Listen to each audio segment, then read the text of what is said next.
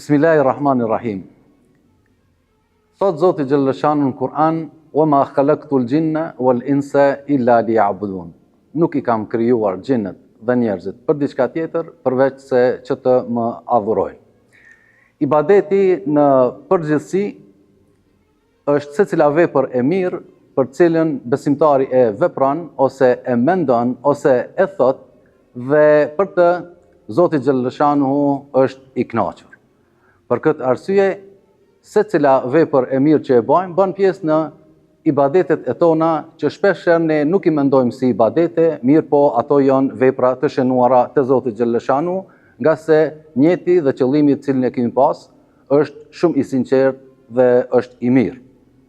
Prej ibadeteve që ne I bëjmë, nganjëherë bëjmë prej farzeve, sikur që është rasti tash në Ramazan kur agjerojmë, pastaj mund të jetë edhe prej nafileve dhe prej suneteve. Në Ramazan, pjesa përbërëse ose qëllimi kryesor dhe final që ne mbajmë Ramazanin është që ne agjerojmë dhe ajo është ibadeti kryesor gjatë muajit të Ramazanit. Mirë po, këti ibadeti ne I shoqërojmë edhe ibadete të tjera të ndryshme me cilat plotësohet agjerimi I jonë në ditët dhe netët e Ramazanit. E shohim se Ramazani është ibadet edhe ditën edhe natën. Veprimet kryesore ose qëllimi kryesor që ne bëjmë gjatë ditëve dhe netëve të Ramazanit është që të arrijmë kënaqësinë e Zotit Gjellëshanu dhe që t'jemi më afër Tij. Dhe cili prej neve, kur ka një shoqërues dhe një shok të mirë, ndihet mirë në vetveten e tij, e si mos ndihemi mirë kur bëjmë ibadet dhe ofrohemi te Zoti Gjellëshanu afër Tij.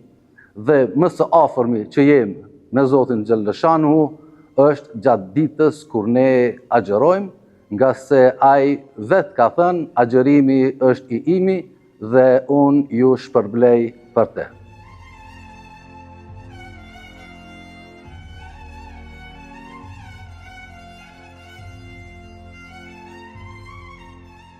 Ibadeti dhe adhurimi I jonë në Ramazan, përveç agjerimit për Zotin Gjellëshanu, ne e shoqërojmë agjerimin edhe me vepra të ndryshme të mira e në veçanti me leximin e Kur'anit.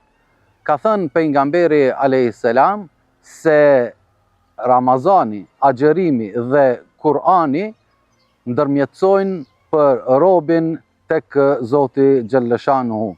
Thot agjerimi: "O Zot, ky robi im ka ndajtur I etur për mua dhe unë dua të ndërmjetësoj për të." Gjithashtu edhe Kur'ani thot Zotit Gjellëshanu: "O Zot, ky robi I yt, ky ka ndajtur pa fjetun natën, andaj të lutem pranoje ndërmjetësimin tim për të." Pastaj, në ditët e Ramazanit, ne I bojmë dua dhe lutje të shumta, dhe kjo që kërkohet prej neve më shumti që ditëve të agjerimit, të lutim Zotin, ta lutim Zotin Gjellëshanu në mënyrën më të mirë dhe më të sinqertë, nga se pejgamberi a.s. ka thënë: "Ed-duau mukh el-ibade." Duaja është truri I ibadetit.